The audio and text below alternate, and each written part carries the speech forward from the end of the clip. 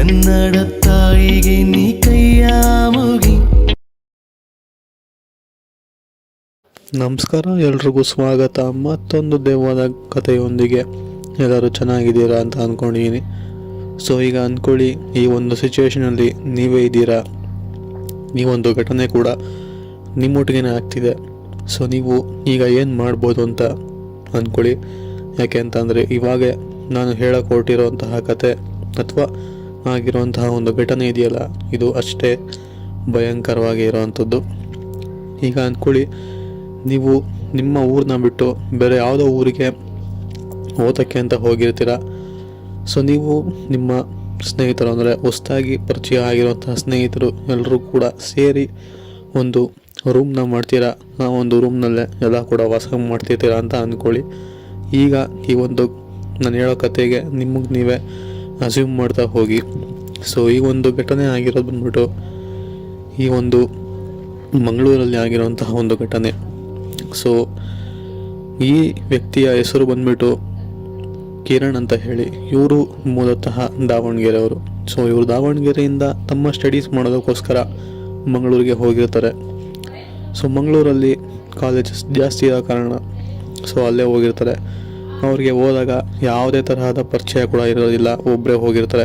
ಅದಾದಮೇಲೆ ಅಲ್ಲಿ ಹೊಸ ಸ್ನೇಹಿತರುಗಳನ್ನ ಪರಿಚಯ ಮಾಡ್ಕೊತಾರೆ, ತುಂಬಾ ಕ್ಲೋಸ್ ಆಗ್ತಾರೆ. ಮೊದಲು ಪಿ ಜಿ ಮಾಡ್ಕೊಂಡಿದ್ದಂಥವ್ರು ಈಗ ರೂಮ್ನ ಮಾಡೋದಕ್ಕೆ ಅಂದ್ಕೊತಾರೆ, ಹಾಗೆ ರೂಮ್ನ ಕೂಡ ಮಾಡ್ತಾರೆ. ಓನರ್ ಹಿಂದೆ ಮುಂದೆ ಯೋಚನೆ ಮಾಡದೆ ಇವ್ರಿಗೆ ರೂಮ್ನ ಕೊಟ್ಟಿರೋವಂಥದ್ದು. ಆ ಒಂದು ಓನರ್ ಹೆಸರೇನೆ ಶಿವಪ್ಪ ಅಂತ ಹೇಳಿ. ಇವರು ಕೂಡ ಮಂಗಳೂರಿನಲ್ಲೇ ಇರೋವಂಥದ್ದು. ಆ ಒಂದು ಮನೆ ಏನಿದೆಯಲ್ಲ, ಸ್ವಲ್ಪ ಹಳೆಯದು ಬಿಲ್ಡಿಂಗು. ಹಾಗೆ ಈ ಒಂದು ರೂಮ್ ಎದುರುಗಡೆನೆ ಮತ್ತೊಂದು ರೂಮ್, ಅಂದರೆ 2 ರೂಮ್ಗಳಿರೋ ಅಂಥದ್ದು. ಕೆಳಗಡೆ ಓನರ್, ಅದು ಕೆಳಗಡೆ ಪಾರ್ಕಿಂಗ್ಗೆ ಜಾಗ ಮಾಡಿರೋವಂಥದ್ದು. ಇಷ್ಟೇ ಮನೆಗಳಿರೋ ಅಂಥದ್ದು.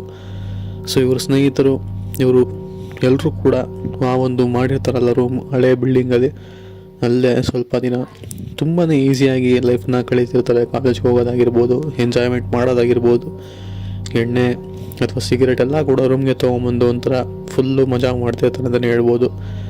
ಸೊ ಇವ್ರಿಗೆ ಎಷ್ಟೇ ದಿನಗಳು ಕಳೆದ್ರೂ ಕೂಡ ಇವರು ಅಪೋಸಿಟಲ್ಲಿರುವಂತಹ ರೂಮ್ ಏನಿದೆಯಲ್ಲ, ಸೊ ಆ ಒಂದು ರೂಮ್ ಲಾಕ್ ಆಗಿರುತ್ತೆ. ಆ ರೂಮ್ಗೆ ಯಾರೂ ಕೂಡ ಬರೋದೇ ಇಲ್ಲ. ಇವರು ಕೂಡ ಓನರ್ನ ಅಷ್ಟಾಗಿ ವಿಚಾರಿಸೋದಕ್ಕೆ ಹೋಗೋದಿಲ್ಲ. ಸರಿ ಬಿಡು ಅಂತ ಹೇಳಿರೋರು ಕೂಡ ಸುಮ್ಮನಾಗ್ತಾರೆ. ಬಟ್ ಇವಾಗ ಇವ್ರಿಗೆ ತುಂಬಾ ವಿಚಿತ್ರವಾಗಿರುವಂತಹ ಘಟನೆಗಳು ನಡೆಯೋದಕ್ಕೆ ಶುರು ಆಗುತ್ತೆ. ಅಂದರೆ ಅಂದ್ಕೊಳ್ಳಿ, ಈಗ ನೀವೆಲ್ಲ ಫ್ರೆಂಡ್ಸ್ ಜೊತೆ ಮಲಗಿರ್ತೀರ. ಆವಾಗ ನಿಮಗೆ ಆಪೋಸಿಟ್ ರೂಮಲ್ಲಿ ಯಾರೂ ಇಲ್ಲ ಅಂತ ಗೊತ್ತು. ಸೊ ಆ ಒಂದು ರೂಮ್ನ ಲೈಟ್ ಆನ್ ಆಫ್ ಆಗ್ತಿದೆ ಅಂತಂದರೆ ನಿಮ್ಗೆ ಹೇಗಾಗಿರಬೇಡ. ಸೊ ಅದೇ ರೀತಿ ಕೂಡ ಇವ್ರಿಗೂ ಕೂಡ ಆಗಿರೋವಂಥದ್ದು. ಆಪೋಸಿಟಲ್ಲಿರುವಂತಹ ರೂಮ್ನ ಡೋರ್ ಆಚೆ ಕಡೆಯಿಂದ ಲಾಕ್ ಆಗಿದೆ, ಬಟ್ ಲೈಟ್ ಫ್ಲಿಕರಿಂಗ್ ಆಗ್ತಾನೇ ಇದೆ. ಆ ಕಡೆ ರೂಮ್ನಲ್ಲಿ ಯಾರೋ ಮಾತಾಡ್ತಿರೋ ಥರ ಇವ್ರಿಗೆಲ್ಲ ಕೇಳಿಸ್ಬರುತ್ತೆ. ಸರಿ ಅಂತ ಹೇಳಿ ಇವರು ಕೂಡ ಫ್ರೆಂಡ್ಸ್ ಎಲ್ಲರೂ ಕೂಡ ಎದ್ದು ಇವ್ರ ರೂಮ್ ಭಾಗನ ತೆಗೆದು ಆಪೋಸಿಟ್ ರೂಮ್ ಹತ್ರ ಹೋಗ್ತಾರೆ. ಆವಾಗ ಇದಕ್ಕೆ ನಿಮಗೆ ಸೌಂಡ್ ಕಮ್ಮಿ ಆಗೋಗುತ್ತೆ, ಡೋರ್ ಕೂಡ ಲಾಕ್ ಆಗಿರುತ್ತೆ. ಆಗ ನೀವೇ ಅಂದ್ಕೊತೀರ, ಸರಿ ಬಿಡು ಇಲ್ಲೇನೂ ಆಗಿಲ್ಲ, ಮೋಸ್ಟ್ಲಿ ಬೇರೆ ಏನೋ ಶಬ್ದ ಕೇಳಿರಬೇಕು, ನಮಗೆ ಆ ಥರ ಅನಿಸಿರ್ಬೇಕು ಅಂತ ಅಂದ್ಕೊಂಡು ಸುಮ್ಮನಾಗ್ಬೋದು. ಸೊ ಇವರು ಕೂಡ ಅದೇ ರೀತಿ ಅಂದ್ಕೊಂಡು ಸುಮ್ಮನಾಗಿರೋವಂಥದ್ದು. ಬಟ್ ನೆಕ್ಸ್ಟ್ ಡೇ ಈ ಒಂದು ಕಿರಣ್ ಅನ್ನೋರು ಇದ್ದಾರಲ್ಲ, ಸೊ ಅವರು ರೂಮ್ನಲ್ಲೇ ಇರ್ತಾರೆ, ಕಾಲೇಜಿಗೆ ಕೂಡ ಹೋಗಿರೋದಿಲ್ಲ. ಇವ್ರ ಜೊತೆಗೆ ಮತ್ತೊಬ್ಬ ಸ್ನೇಹಿತ ಉಳ್ಕೊಂಡಿರ್ತಾನೆ, ಕಾಲೇಜಿಗೆ ಹೋಗಿರೋದಿಲ್ಲ. ಬಿಕಾಸ್ ರಾತ್ರಿ ಹೊಡೆದಿರೋಂಥ ಎಣ್ಣೆ ನಶೆ ಇನ್ನೂ ಇಳ್ದಿರೋದಿಲ್ಲ, ಆದ ಕಾರಣ ರೂಮ್ನಲ್ಲೇ ಉಳ್ಕೊಂಡಿರ್ತಾರೆ. ಮಿಕ್ಕಂತಹ ಸ್ನೇಹಿತರು ಕಾಲೇಜಿಗೆ ಹೋಗಿರ್ತಾರೆ. ಈಗ ರೂಮ್ನಲ್ಲಿರೋದು ಇಬ್ಬರೇ. ಆಪೋಸಿಟ್ ರೂಮ್ ಬಾಗಿಲು ಲಾಕ್ ಆಗಿದೆ. ಸರಿ, ಈ ಥರ ಇನ್ಸಿಡೆಂಟ್ ಆಯ್ತಲ್ಲ, ಒಂದ್ಸಲಿ ಓನರ್ ಹತ್ರ ಹೋಗಿ ಕೇಳೋಣ ಅಂತ ಹೇಳಿ ಕೆಳಗಿಳಿದು ಓನರ್ ಹತ್ರ ಹೋಗಿ ವಿಚಾರಿಸ್ತಾರೆ. ಆವಾಗ ಓನರ್ ಇವ್ರಿಗೆ ಬೈದು ಕಳಿಸ್ತಾರೆ, ಅಂದರೆ ಆ ಶಿವಪ್ಪ ಇವ್ರಿಗೆ ಬೈದು ಕಳಿಸ್ತಾರೆ. ನಿಮ್ಮನ್ನು ಯಾರು ರೂಮ್ ಹತ್ರ ಹೋಗಿ ಕೇಳಿದ್ದು, ನಿಮ್ದು ಎಷ್ಟಿದೆಯೋ ಅಷ್ಟು ನೋಡ್ಕೊಳ್ಳಿ, ಇಲ್ಲ ರೂಮ್ ಖಾಲಿ ಮಾಡಿ ಹೋಗಿ ಅಂತ ಸ್ವಲ್ಪ ಜೋರಾಗೇನೆ ಗದರ್ತಾರೆ. ಸರಿ, ಇವರು ಕೂಡ ಸರಿ ಬಿಡು, ನಮ್ಗೆ ಯಾಕೆ ಆ ವಿಷಯ ಅಂತ ಹೇಳಿ ಬರ್ತಾರೆ ವಾಪಸ್ಸು. ಬಟ್ ಕ್ಯೂರಿಯಾಸಿಟಿ ಕಿರಣ್ ಅವರ ಸ್ನೇಹಿತನಿಗೆ ತುಂಬ ಜಾಸ್ತಿ ಇರುತ್ತೆ, ಆ ರೂಮಲ್ಲಿ ಏನಿದೆ ಅಂತ ಹೇಳಿ. ಸರಿ ಅಂತ ಹೇಳಿ ಒಂದಿನ ಓನರ್ ಇಲ್ದರ ಸಮಯ ನೋಡಿಕೊಂಡು ಆ ಬೀಗನ ಹೊಡೆದು ರೂಮಲ್ಲಿ ಏನಿದೆ ಅಂತ ನೋಡೋಣ ಅಂತ ಹೇಳಿ ಎಲ್ಲರೂ ಕೂಡ ಇವರಿಬ್ಬರು ಕೂಡ ಸುಮ್ಮನಾಗ್ತಾರೆ. ಸರಿ ಅಂತ ಇವ್ರ ಸ್ನೇಹಿತರು, ಮಿಕ್ಕಂಥ ಸ್ನೇಹಿತರು ಬಂದಮೇಲೆ ಎಲ್ಲ ಕೂಡ ಸರಿ ಇವ್ರು ಅಂದ್ಕೊಂಡಿದ್ದನ್ನ ಅವ್ರಿಗೆ ತಿಳಿಸ್ತಾರೆ. ಈ ಥರ ಆಪೋಸಿಟ್ ರೂಮ್ ಡೋರ್ನ ಹೊಡಿಯೋಣ, ಅಂದರೆ ಡೋರ್ ಲಾಕ್ನ ಹೊಡೆದು ಡೋರ್ನ ಓಪನ್ ಮಾಡಿ ಒಳಗಡೆ ಏನಿದೆ ನೋಡೋಣ ಅಂತ ಹೇಳಿ ಮಾತಾಡ್ಕೊತಾರೆ. ಬಟ್ ಅವತ್ತು ಯಾವತ್ತವ್ರು ಮಾತಾಡ್ಕೊಂಡ್ರಲ್ಲ ಆವತ್ತಿನ ರಾತ್ರಿನೇ ಆ ಒಂದು ಆಪೋಸಿಟ್ ಡೋರಿಂದ ಜೋರಾಗಿ ಶಬ್ದ ಬರುತ್ತೆ. ಯಾರೋ ಆ ಡೋರ್ನ ನಾಕ್ ಮಾಡ್ತಿರೋ ಥರ. ಇನ್ನೇನು ಆ ಬಾಗಿಲು ಮುರಿದೇ ಹೋಗುತ್ತೇನೋ, ಯಾರೋ ಆ ಬಾಗಿಲಿನ ಜೋರಾಗಿ ಓಡಿ ಬಂದ್ಬಿಡ್ತಾರೇನೋ ಅಂತ ಇವ್ರಿಗೆ ಭಾಸವಾಗುತ್ತೆ. ಅದೇ ಸಮಯದಲ್ಲಿ ಆ ಒಂದು ರೂಮ್ಗೆ ಬೆಂಕಿ ಕೂಡ ಹತ್ಕೊಳ್ತಾರೆ ಅವ್ರಿಗೆ ಕಾಣಿಸುತ್ತೆ. ಒಳಗಡೆ ಯಾರೂ ಇಲ್ಲ. ಇದ್ದಕ್ಕಿದ್ದಂಗೆ ಬೆಂಕಿ ಹೆಂಗೆ ಹತ್ಕೊಂತು, ಡೋರ್ ನೋಡಿದ್ರೆ ಇಷ್ಟು ಜೋರಾಗಿ ನಾಕ್ ಮಾಡ್ತಾ ಇದ್ದಾರೆ, ಡೋರ್ ಆಚೆ ಕಡೆನೂ ಲಾಕ್ ಆಗಿದೆ, ಅಲ್ಲಿ ಯಾರಿದ್ದಾರೆ ಅಂತ ಹೇಳಿ ಇವರೆಲ್ಲ ಸ್ನೇಹಿತರಿಗೂ ಕೂಡ ಒಂದೇ ಸಲಿಗೆ ಗಾಬರಿ ಬೀಳ್ತಾರೆ, ಒಟ್ಟಿಗೆ ಭಯ ಪಡ್ತಾರೆ. ಸರಿ ಅಂತ ಹೇಳಿ ಇವ್ರು ರೂಮ್ ಬಾಗಿಲನ್ನ ಟೈಟಿಗೆ ಹಾಕ್ಕೊಂಡು ಮಲ್ಕೊಂಡ್ಬಿಡ್ತಾರೆ.